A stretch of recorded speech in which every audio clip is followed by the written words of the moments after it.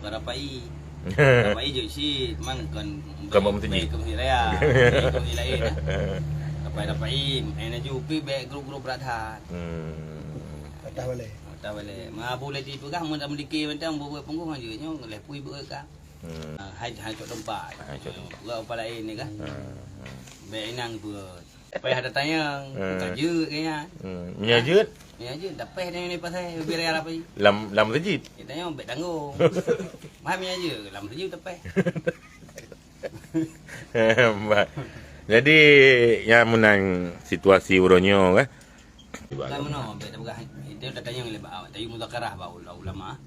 Jadi ba MPU Aceh dah harap bersegera ke muzakarah masalahnya. Abad masyarakat haus hiburan kan. Ya. Kadang-kadang memang nak pendapat je dalam masjid atau je riuh-riuh je grup-grup yang luar masjid. Kadang je lagi yang boleh kan baik acara umum baik musyawarah rapai sampai musyawarah ahli sampai muzakarah ahli. Ya muzakarah cara berapai lagi di ke masjid raya. Lagi yang ditakalan bak video ejut. Pukul jut lagi yang merapai, pukul jut lagi yang tempat ke masjid. Lumnan rame jamaah orang peh rapai pukul han terganggu orang semayang dalam masjid. Pukul bermucih wate semayang 5 wate yang hanjut. Kadang selain semayang 5 wate hana sunat semayang dalam masjid. In benar bermana baik muzakarah secara global, baik muzakarah rapai hukumnya boleh nyah dapat muzakarah ahli. Masalah di tempat.